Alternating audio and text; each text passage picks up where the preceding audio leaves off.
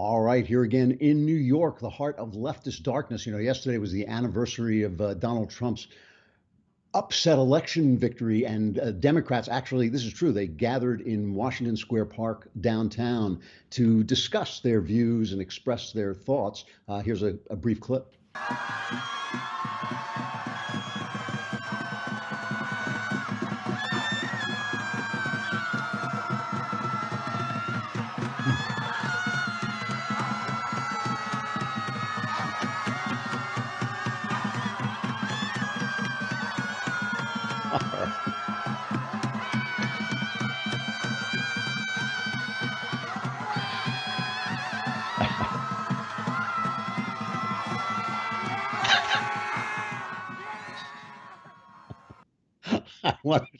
I wanted, I wanted to play the entire 45 minutes of that, but they said that wasn't exactly a show. But I thought they actually put out the logic of leftism quite cleverly. The numbers from yesterday's election. This is really interesting because everybody was not saying what I was saying, but the numbers have come in, and the people who know how to read the numbers from yesterday's election actually did say much more what I said. The thing that was really interesting to me is they said there is now this coalition. The Democrats are basically now rich white suburbanites and minorities. Okay, so what's interesting to me about that is you have rich white suburbanites who are basically going to be married and have children, but they support the sexual libertinism that makes minorities' lives a living hell, right? They're the people who have jobs, but they support the kind of welfare that causes dependency. The rich white suburbanites are the people who have bourgeois values, but if you tell them minorities ought to have bourgeois values too, they think that's terribly racist. And their rich white suburbanites tend to rely on their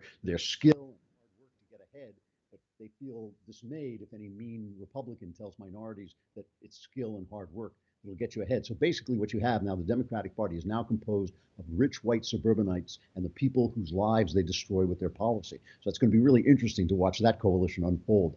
We have a excellent interview today with Montse Alvarado, who is the executive director of the Becket Fund, which you've never heard of, but which is called God's ACLU, because basically what it does is they go out and they fight for religious freedom wherever they find it under the gun. And it's really interesting what she had to say about the Obama administration in that regard. And yesterday was Bram Stoker's birthday, so we'll talk about Dracula. Trigger warning, I'm Andrew Klavan, and this is The Andrew Klavan Show. I feel hunky-dunky, life is tickety-boo. Birds are winging, also singing hunky-dunky-doo. Ship-shape, tipsy-topsy, the world is zippity-zing. It's a wonderful day, hurrah, hooray! It makes me want to sing. Oh, hurrah, hooray! Oh, hooray, hurrah! Well, I'm so jet lagged, and I don't know exactly how to put this. People here in New York drink a lot, and I am from New York, and so when I come back here, I tend to maybe overindulge, and so my head is now about 3 blocks away, still trying to catch up, still trying to get up to my hotel room. It may arrive somewhere during the course of the show, but I've lost complete track of time, and I realize we are already on the edge of the Klavanless weekend, which makes it my civic responsibility to tell you that you can stave off the Klavanless weekend for one day by going and listening to Another Kingdom, the fantasy suspense podcast I'm doing with Knowles. It's my story. Knowles is doing the acting and performing quite brilliantly, I think. And you go on iTunes, just look up Another Kingdom. Please subscribe. Please leave a high rating for it. It really helps us out. We have a sponsor now. Actually, our sponsor, Trippin.com, is also now a sponsor of this show as well. So it's a double sponsor. But Another Kingdom, this is the episode when everything turns around. So it's a very cool episode number 5. And if you haven't been listening, you can binge from 1 through 5. And if you have, it'll be fun. All right. But first, we have to talk about another, you know what? I always forget to wear I forget to wear watches anyway, but I forget to wear my movement watch. I actually have it on today. You can see it is incredibly fancy, nice watch. I don't know where to put it to get it in the camera.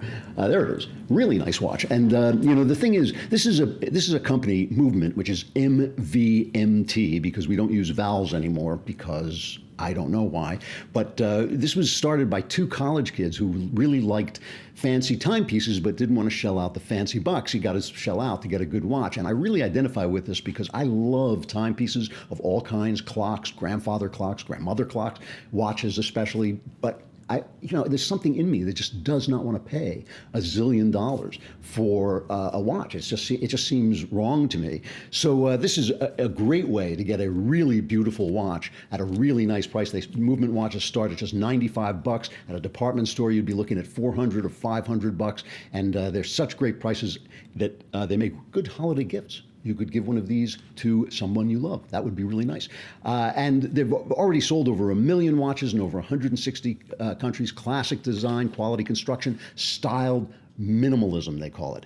You can get 15% off today with free shipping and free returns by going to mvmt.com/Andrew. That's movement.com/Andrew. It's a beautiful, clean design, makes a great fashion statement, and now is the time to step up your watch game. Get it? It's kind of a time, and you can look at the watch because it tells them, never mind. Go to mvmt.com/Andrew and join the movement. So yesterday I was saying, you have to listen to the press. There's only one guy I trust when it comes to reading the numbers of an election, and that's Henry Olsen. He's dispassionate. He doesn't care who wins or loses. He may care deep down, but he doesn't. The way he reads it is really cool-headed. He's the guy who made me, so I knew the day of the last year's election, I knew that it was going to be much closer between Trump and Hillary Clinton than everybody said it was. Henry Olsen said it was going to be within the margin of error. And so I always follow him because he's just always right and everybody else doesn't get it right. So yesterday, just unbelievable kind of jubilation in our left-wing media about how wonderful it was that all this had happened. And I want to play a montage, first of all, just showing how everybody read this as a rebuke against Donald Trump, because that's what they want so badly. So let's play that montage. That's number one. Tough election night for President Trump and the GOP. Democrats with key victories in Virginia and New Jersey. On this first anniversary of President Trump's stunning election victory, it's the Democrats who are celebrating now. Big victories last night in the Virginia and New Jersey races for governor, with exit polls showing voters wanted to send a message to President Trump. A big win for Democrats and a blow to Republicans, a loss the president will likely take personally. 1/3 of Virginians in a CBS News exit poll said they voted to oppose the president. Virginia Republicans suffered a good old-fashioned drubbing last night. This was a referendum on guns and health care. Republican Ed Gillespie dipped into the Trump playbook, and it appears to have backfired. So there's guns and healthcare, all the things they want. This was a referendum on, and it really is amazing that 34% of the people who came out in exit polls, which are notoriously unreliable, they came out and said they came out to vote against Donald Trump. Well, Virginia hates Donald Trump, and one of the reasons they hate Donald Trump is they are the swamp. That's where in Northern Virginia all the people who work in Washington work, and so they really are just absolutely livid at him. And any Democrat who comes out and you said, were you sending a message to Donald Trump, is going to say the same thing. So that 34% number means absolutely nothing. People are voting. You're voting for governor. You're voting for your state. That is why people are voting. But it does mean something, okay? One other clip I've got to play from George Sokolopoulos, the guy, this Clintonista hack who has been somehow theoretically transformed into a journalist, and he's in Good Morning America, and his version, his interpretation of what this election meant, and he's there with Matthew Dowd, another Democrat liberal commentator, and Meghan McCain, who's kind of, I don't know where exactly to put her. She's kind of in the middle, but this is absurd. I just want to play this just so you see the height of the absurdity of the commentary. This is cut 2. 2-1 in Virginia, 3-1 in New Jersey. They wanted to send a message to Trump. Yeah, they sent a message to Trump big time. But I think the big takeaway that I had from it is the level of diversity and inclusion that happened on election night. If you not only a first transgender person elected to office in Virginia, the first Sikh elected to office in a major city, the first gay mayor of Seattle, the first African-American woman elected mayor of Charlotte, the first woman mayor of Manchester. I mean, it was a night of total diversity, and I think that not only a rejection of Trump, it was basically a rejection of what he stood for. That's appalling. That is appalling because you know how Donald Trump is plotting against the Sikhs. I mean, this is the big part of the Trump administration. I remember when he said build a wall to keep out the Sikhs. This narrative that they've got that Trump is somehow a bigot, that he's against diversity of kinds of people, that he's divisive when he is divisive, but he's only as divisive as they are.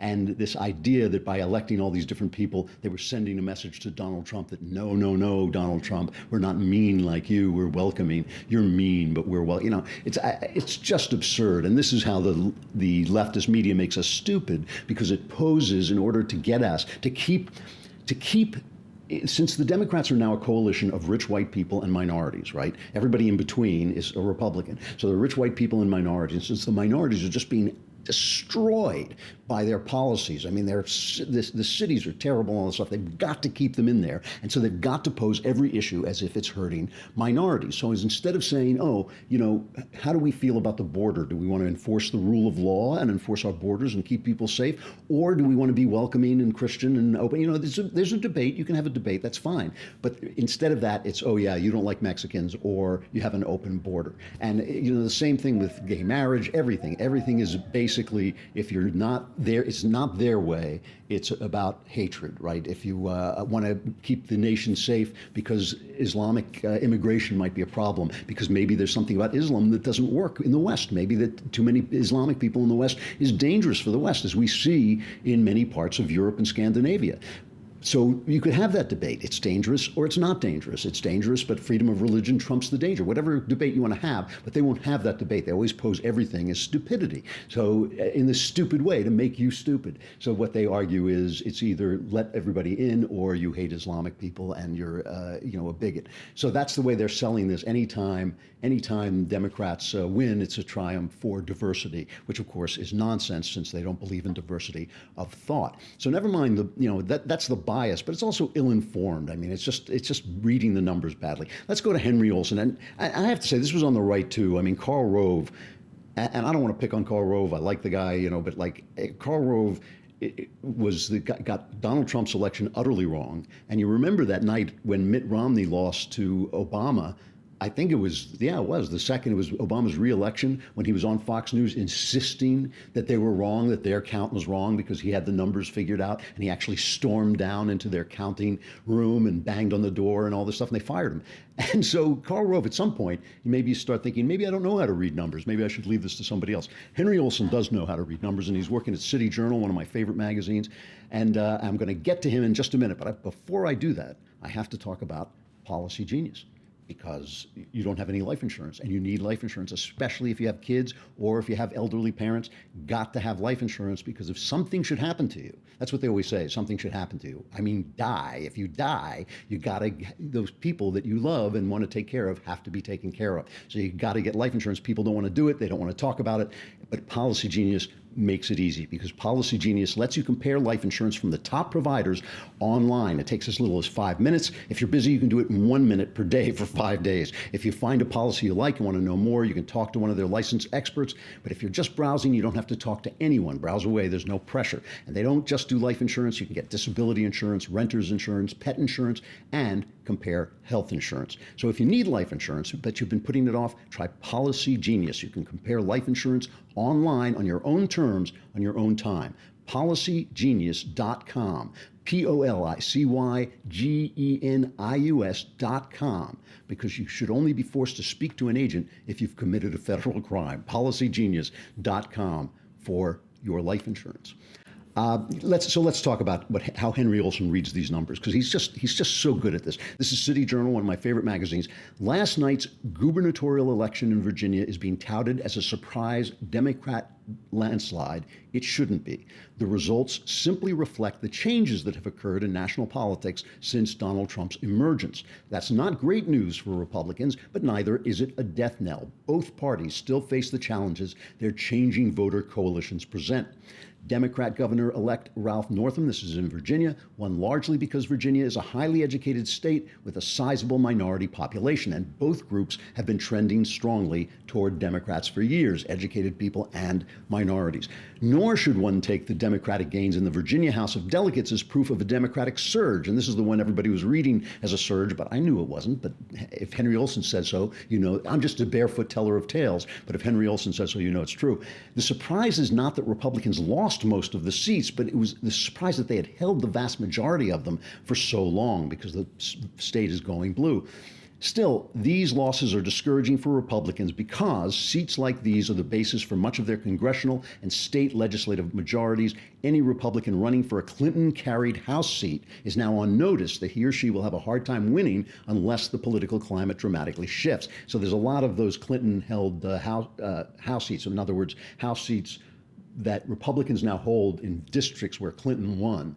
There's about 23 of them, I think, and if the Democrats win 24, they'll take the House. And so that's an important point, and that's an important thing for Republicans to be thinking about. On the other side, however, and as Democrats learned to their dismay last year, America is not solely composed of well-educated, affluent suburbs. The untold story, at least in the mainstream media from last night, is how well the Trump coalition held up under fire. See, this is the important point.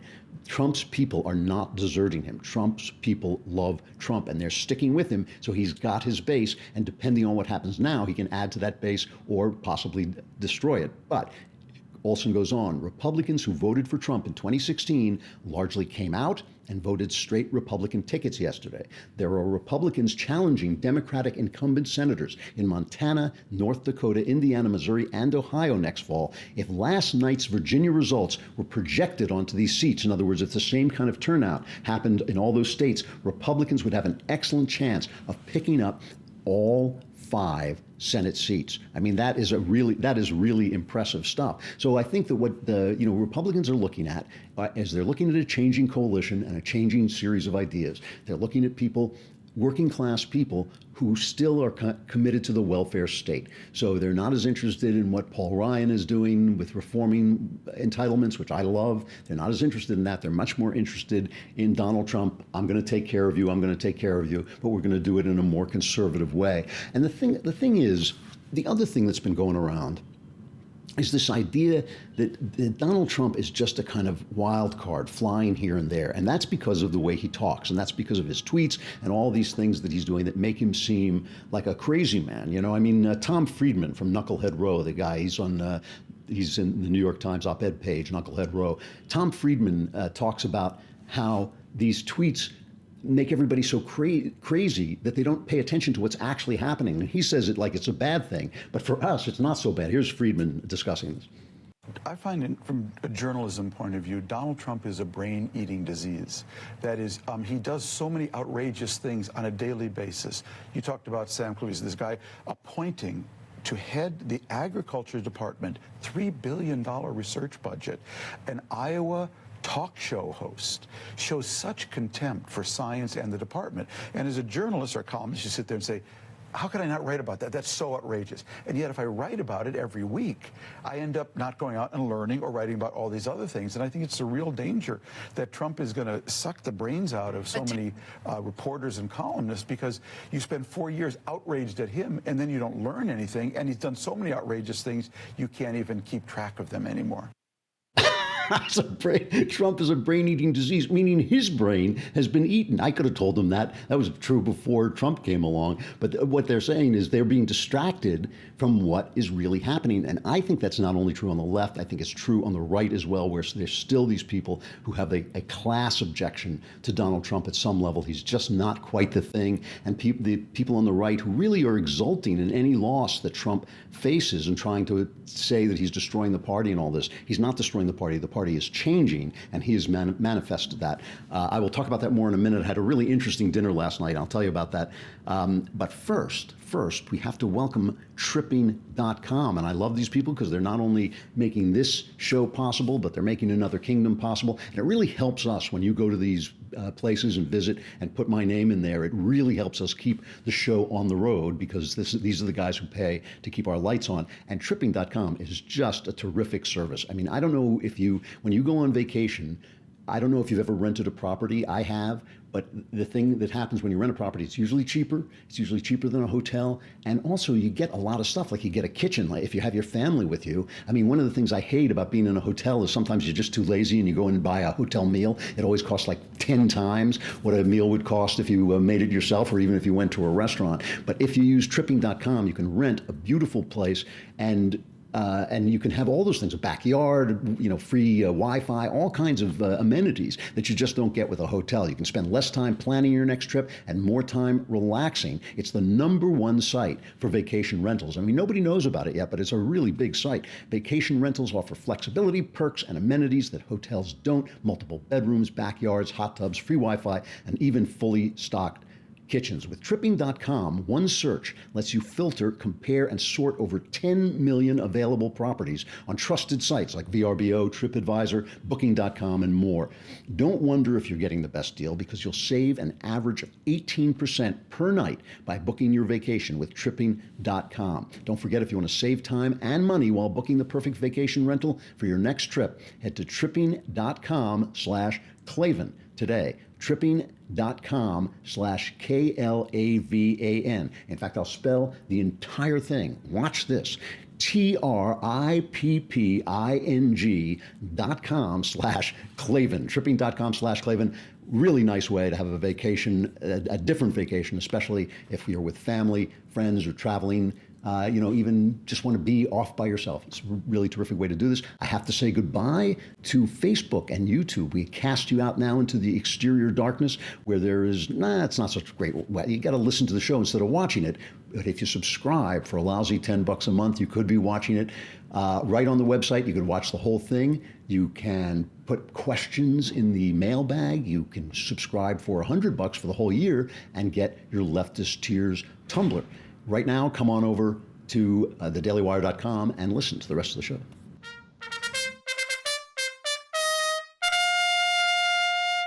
So last night I had dinner with my pal Brian Anderson. I mean, Brian, I consider him a good friend, and I think he is one of the smartest conservatives I know. I think he's one of the smartest guys I know.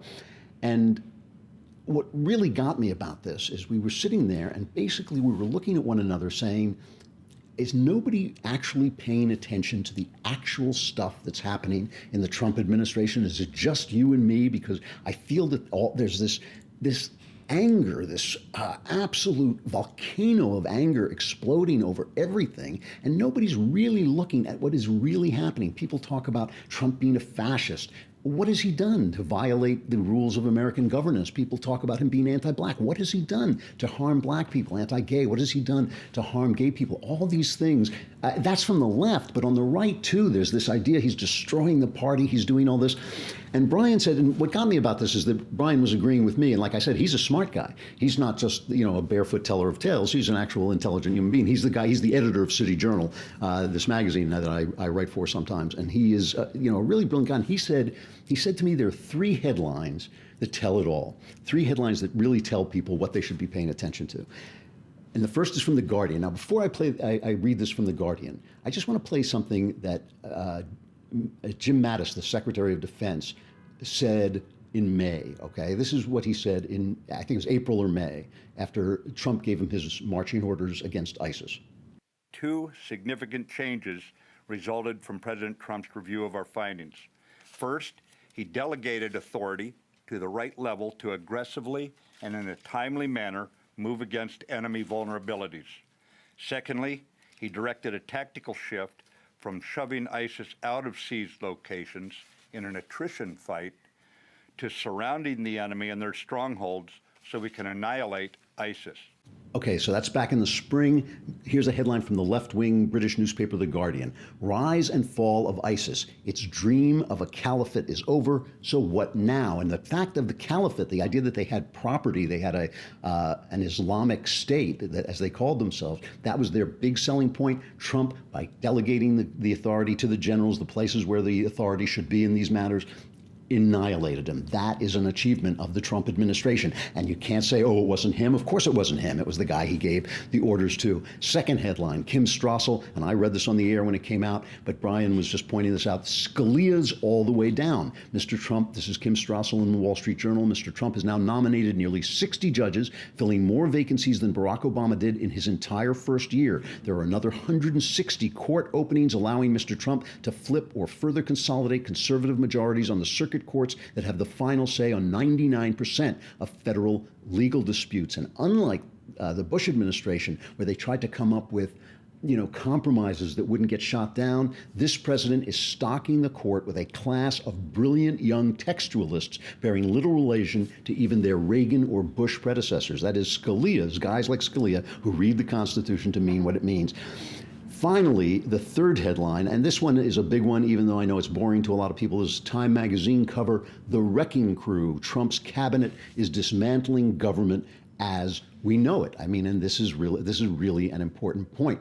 And I think that the fact that the EPA can no longer come into your home and declare your toilet a major waterway so you can't go to the bathroom without the government's permission, that is a big deal in this administration. All of that could go away if Trump loses the office, or if he loses enough majorities in Congress. So we're looking at, the right wing, who is celebrating Trump's discomfiture at the election results, last night, is making a big mistake, because this is the most conservative administration that has been in place since Ronald Reagan. It just is. It may be more conservative than Ronald Reagan in some ways, and that's something that I think that the right should, think about a little bit, especially the intellectual right that's picking on him so much. All right, we got to go to this interview, terrific interview with Montse Alvarado. She is currently the executive director of the Becket Fund for Religious Liberty. The Becket Fund for Religious Liberty, called God's ACLU, because they go out and fight those fights that we all read about, the wars on Christmas and all that stuff.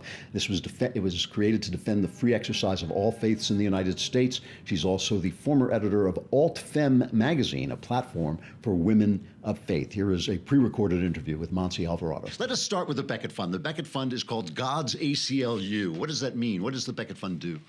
We are a nonprofit law firm. We've been around since 1994. We're celebrating 25 years of defending religious freedom for all. And what does that mean? We're a litigation shop, a boutique law firm that does appellate work, and we're trying to change the law to promote the true understanding of religious liberty in our country, and that is religious freedom for everyone, not for one specific group, but what the founders really intended, which is our right to seek the truth and to believe in things that even if people believe they're wrong, we have the right to believe.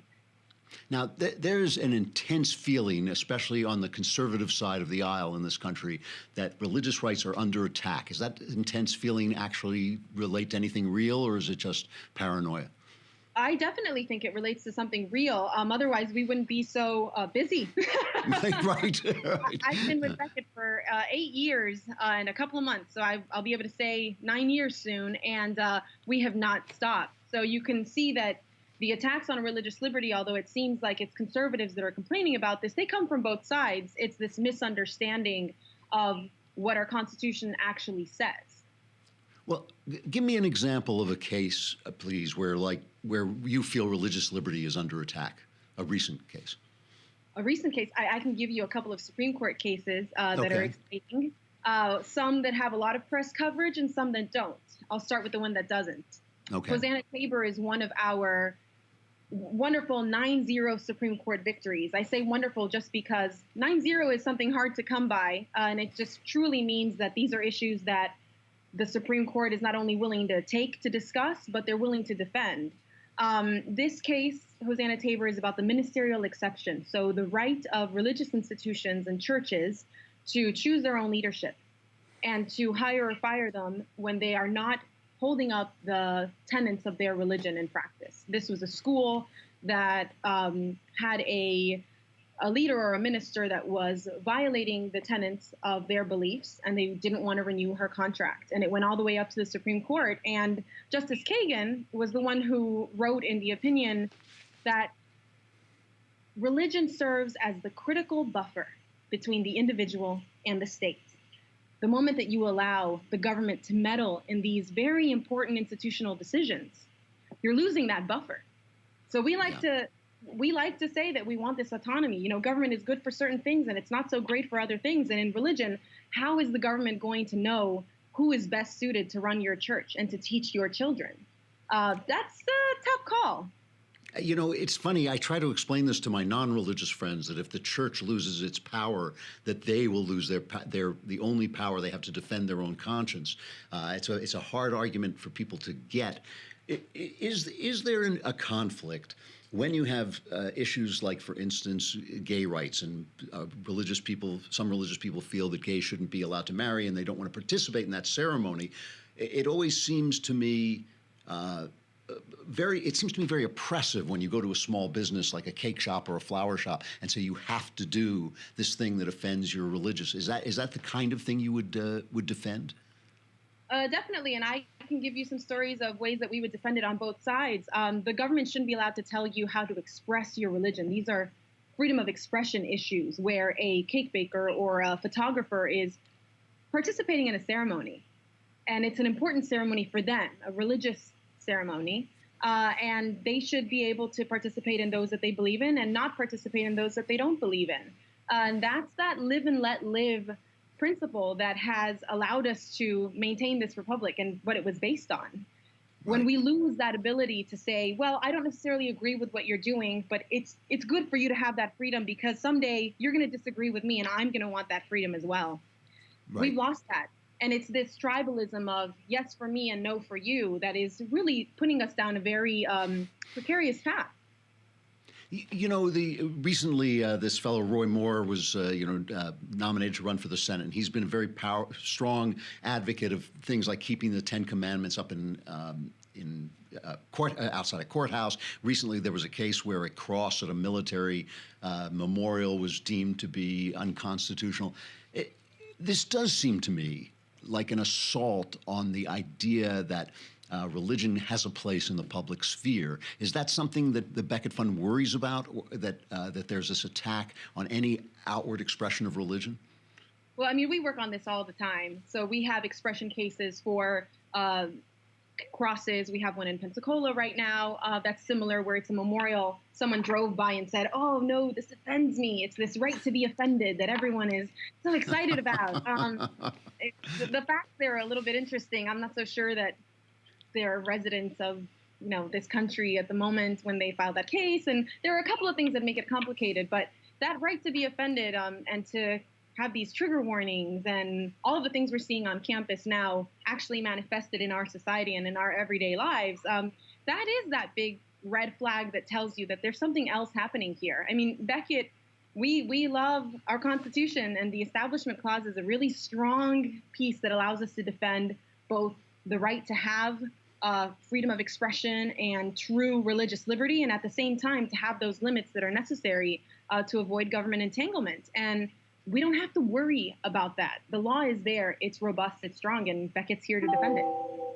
Well, it seemed to me under the Obama administration that religious rights came under attack as never before. I mean, I think of the Little Sisters of the Poor being asked or forced really to pay for kinds of birth control that they disapproved of. It almost seemed to me like the administration was trying to push the boundary of government power against the power of faith.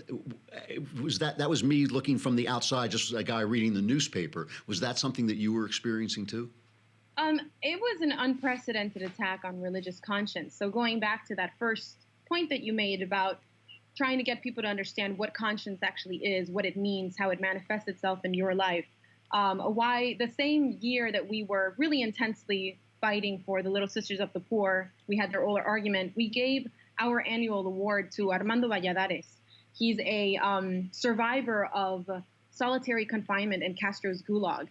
And he was placed there because he wouldn't put a sign on his desk that said, I'm with Fidel. He said, that goes against my conscience. And that story is really telling because it shows us how in real life, when you allow government to grow and to really oppress you in these expressive ways, you're limiting yourself in situations where religion really would have been that buffer. And he lost beyond religious liberty. He lost that deep forum internum, right? That ability to be free in what you feel, what you believe, and what you think, what's in your heart and what's in your mind. Am I right in feeling that the last 8 years under the Obama administration that those attacks increased? Oh, yes. No, they did. You say that very definitely. Okay. Definitely. Yeah. It was, I hadn't seen anything like that. I don't think anyone else has. The lawsuits that we saw under the Obama administration, not just the HHS mandate lawsuit, but the last 6 months of the administration with the transgender mandate, forcing doctors to provide surgeries and hormonal therapy to young kids, and violating the Hippocratic Oath. It's saying just because you believe that this might not be the best treatment, if you provide it for other reasons that aren't transition reasons, you must provide this. And forcing doctors to violate their conscience is a very dangerous thing. It doesn't just manifest itself in the realm of transgender transitions. There are many other things that doctors don't want to do and don't want to participate in that they definitely shouldn't be forced to. And has it gotten better now that that administration is over? I wish I could read tea leaves and say that I know where this administration is going. We are still fighting over our little sisters' cases to settle them. It's heartening to see that some other cases that are on the same principles, Jones Day just got rid of their cases and settled them, which is wonderful. I hope that we're next. And I would say that with the transgender mandate, we're hoping that it won't be defended by the administration. So I wish that I could say where it's going, but I'm happy to update you as soon as I know. Okay, all right.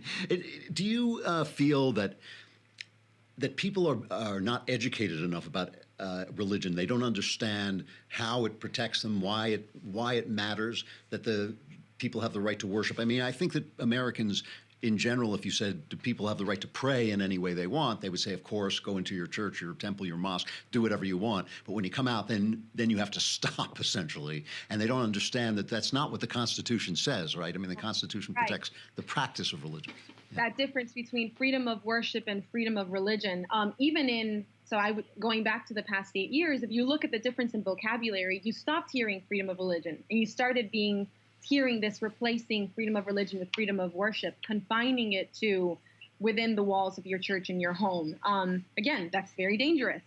And it's not what the founders intended for us to have in this country. And that's actually why we came here, why we founded this great country. And what about the Supreme Court? Now, as you look at the Supreme Court over the last, let's go back like 10, I know you've only been there 8 years or so, but like if you go back over the last 10 or 15 years, yeah. How has the Supreme Court been on these cases overall, do you feel? Most of the time, the Supreme Court is great.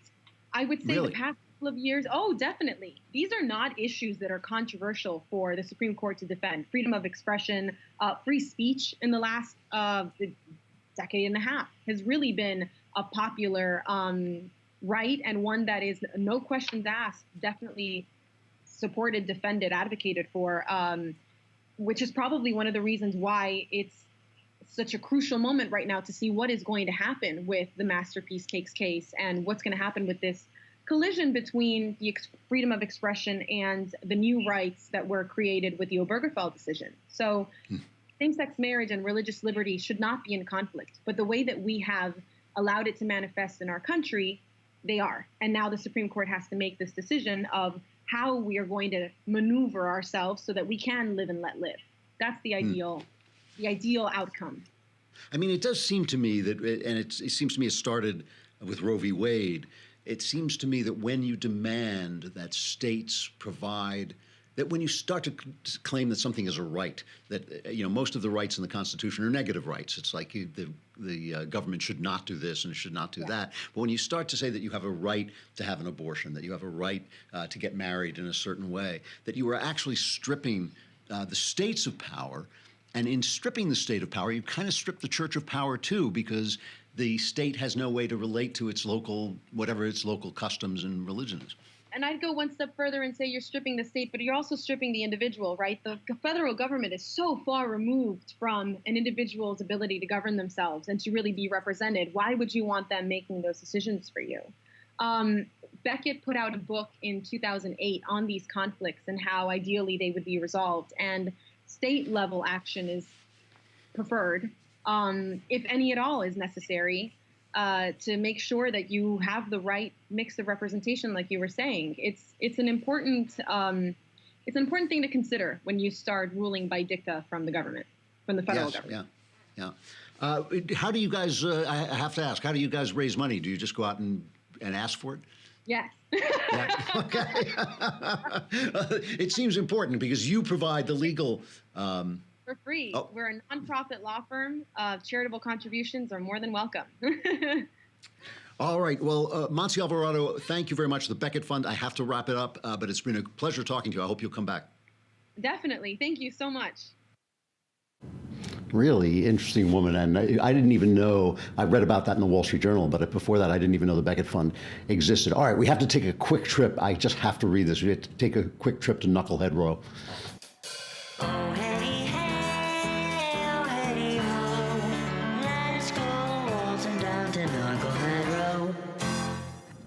The New York Times op-ed page has actually just beat itself. I mean, you wouldn't believe that they could outdo themselves, but they did. Uma Thurman, right, the actress, wonderful actress, she was on a red carpet somewhere, and she was asked about all these sex scandals that are going on in Hollywood. And here was her response. I don't have a tidy soundbite for you because I have learned I am not a child. And I have learned that when I've spoken in anger, I usually regret the way I express myself. So I've been waiting to feel less angry. And when I'm ready, I'll say what I have to say. So I was really impressed when I saw that. She's a woman saying, I'm too angry to say something sensible, so I won't say anything at all. So they have this feminist writer named Lindy West at Knucklehead Row, and she is the author of a book called Shrill, Notes from a Loud Woman. And she opens up her op-ed praising Uma Thurman for being wise enough to hold her tongue when angry, and then says, but I'm angry, so I'm going to say stuff. And then she goes on and says, it is so stupid. I can only read a little bit of it, but it's worth reading. This is her view of life. Not only are women expected to weather sexual violence, intimate partner violence, workplace discrimination, institutional subordination, the expectation of free domestic labor, by which she means homemaking and motherhood. That's the expectation. All these things, I don't know anybody who expects women to weather sexual violence or intimate partner violence unless he's a thug, right? We take the blame for our own victimization and all the subtler invisible cuts that undermine us daily. We are not even allowed to be angry about it. Close your eyes and think of America. That was advice to a woman in the Victorian era when she was having sex. You're not going to enjoy it, but close your eyes and think of England. So she's being told that nobody. If women don't have a voice, because this is what feminists are always saying, women don't have a voice. How come they never stop talking? I mean, how come you can't shut these women up? So he says we are expected to keep quiet about the men who prey upon us, as though their predation was our choice, not theirs. We're expected to sit quietly as men debate whether or not the state should be allowed to forcibly use our bodies as incubators. In other words, whether the state forces them to have babies. In order to do that, the state would have to force them to have sex, which it doesn't do. They chose to have sex, and then they had a baby. And all the state is saying is, don't kill the baby. And the state can't even say that anymore. The thing goes on and on. It is worth reading yourself. What's her name? Lindy West, Shrill, Notes from a Loud Woman. My entire response to it was, shut up and make me a sandwich. All right, stuff I like. So it was Bram Stoker's birthday yesterday. He's 170 years old. Looks great. And he wrote only one thing. He wrote only one thing that's worthwhile. He wrote Dracula in 1897. And of course, everybody knows Dracula. They don't have to introduce it. But it is worth knowing that he kind of invented the vampire. I mean, he took certain parts of legends and he invented all these things that have become standard issue that you kind of have to do if you tell a vampire story, and they were really his invention. And what makes the book, I've talked about this before, but it's worth repeating because it's such a good book and such an exciting book and such a frightening book. It's very rare that you read a book that is actually scary, and this book is scary. And what makes it so scary is that I think it's pretty clear that Bram Stoker was a closet gay guy. And from reading the book, and you don't have to be a Freudian to think this, and I'm not a Freudian, but I do think it, he was really horrified by female sexuality. And the book is not about the horror of female sexuality at all. It's simply powered by his horror of it. If you read the scene where Lucy, who becomes a vampire, and they have to stake her through the heart, if you read it, it is a scene of sex. It's a scene of sex being turned into death. And that's the mechanism, the way the book works. It's not what the book is about, but it's the mechanism, the way it works. Everything is turned into physical material. So instead of the blood and wine of the mass, he's drinking blood. Instead of a body with a soul that's living, he's lost his soul, and he's just a living body that just goes on and on and on, preying on other people. And that really is, to some degree, what the story is about. It's about materialism versus faith. And one of the things that's really fascinating about it, a lot of Victorian stories have this theme, especially ghost stories, the question of faith and spirituality, usually portrayed as a ghost or some horrifying supernatural thing that's happening, and then the scientist who doesn't believe in it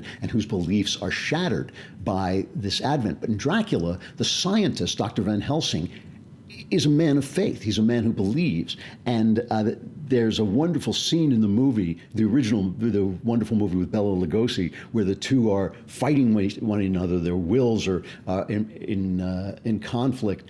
And Dracula leaps at Van Helsing, and Van Helsing pulls out the cross, and Dracula is flung back away from him. And it really is this beautiful moment of the man of intelligence, the man of science, is the man of faith, and that really gives it a very different feeling. There's a strain of thought that Dracula represents the evil Jews, that it's an anti-Semitic book. And in the movie, Dracula, the Bela Lugosi movie, Dracula wears a pendant that actually is a Star of David, though whether it's meant to be or not, whether they did that by accident or not, I don't know. But the idea was, the Jews are called bloodsuckers, and they hate the crucifix, and they have that strange accent, and they have gold. There's one scene in the book where they try to cut him with a knife, and they cut open his clothes, and gold pieces fall out. And so it was thought to mean a sort of hatred of the Jewish immigration that was taking place from Eastern Europe since the exile of the Jews had been withdrawn. Jews were no longer forbidden in England, and so they were coming back. And but it's not. It's really not an anti-Semitic work. Stoker was not an anti-Semite. He was a liberal guy. He didn't feel that way at all. I think what is happening is that anti-Semites look at Jews, wrongly of course, as non-spiritual people. Anti-Semites look at Jews as being vampiric, materialistic people who destroy all the great faith, all the great faith emblems and structures that Christians create, and Dracula really does that. So Dracula fulfills what anti-Semites think Jews fulfill but don't, and Stoker was no way, I think, trying to create an anti-Semitic character at all. But it's a beautiful book, and it also is built perfectly. I always talk about every horror story has the same 3 acts. The first act is, what is it? That's usually my favorite act because this eerie stuff is going on, but you don't know what it is. And the second act is, oh, there it is, where the reveal comes and you see that it's a monster of some kind. And the third act is, let's kill it. And that's the suspenseful act where they chase the alien through the spaceship or whatever. Dracula is built on that model and sort of perfects that model. The final third of it is as exciting as anything you'll ever read. The first third of it is really creepy and scary, and the middle of it is just a really fascinating reveal that's really not like anything else. It's better than all the movies. The book is better than all the movies. It really was great. The Klavanless Weekend is here unless you go to iTunes and subscribe to Another Kingdom. Michael Knowles will thank you, and it will help us keep him off the street. You'll really enjoy it. It's a really good story. Please go and do that. I like to end with music. I think it was last night at the Country Music Awards. I got to remember who it was. It was Paisley and Underwood. That's right. It was Carrie Underwood and Brad Paisley. They always do these political numbers. And what I really liked about this, people were saying, oh, they attacked Donald Trump. Well, it's pretty good-natured. And unlike all the late-night shows, they actually made jokes about everybody, which made it much more palatable. And the jokes they made about Trump were kind of funny and good-natured. And I really thought it was political humor the way it should be done. So let's go out with that. I'm Andrew Klavan. This is The Andrew Klavan Show. Subscribe to Another Kingdom, and I will see you. If you survive the Klavanless Weekend, I'll see you on Monday. This year's show is a politics-free zone. Are you kidding me? That's not fair. Hold on, so we can't even do like, well, way down down yonder on the Scaramucci. That doesn't work? No. No Scaramucci, Brad. No. What about, like, well, she's gone, gone, gone. No. Gone, gone, gone. Uh-uh. Oh, no, she wrote a memoir, Hillary's back. Can't do it? Creative, but no. Mm-mm. So that means, like, no more Hold Me Closer Bernie Sanders. No, can't do it. No Harbor Valley DNC. Nope.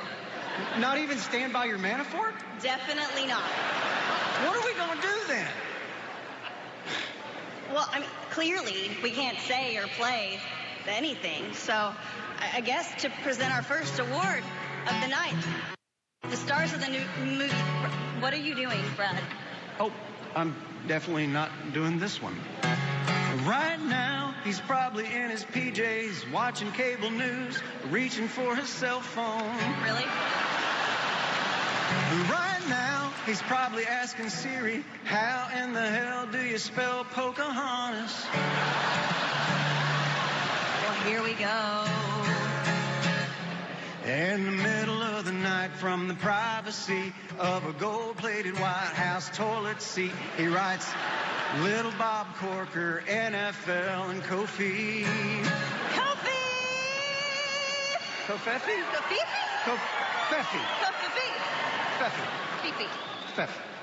Gesundheit. Thank you. And it's fun to watch, yeah, that's for sure, till little Rocket Man starts a nuclear war, and then Maybe next time he'll think before he tweets.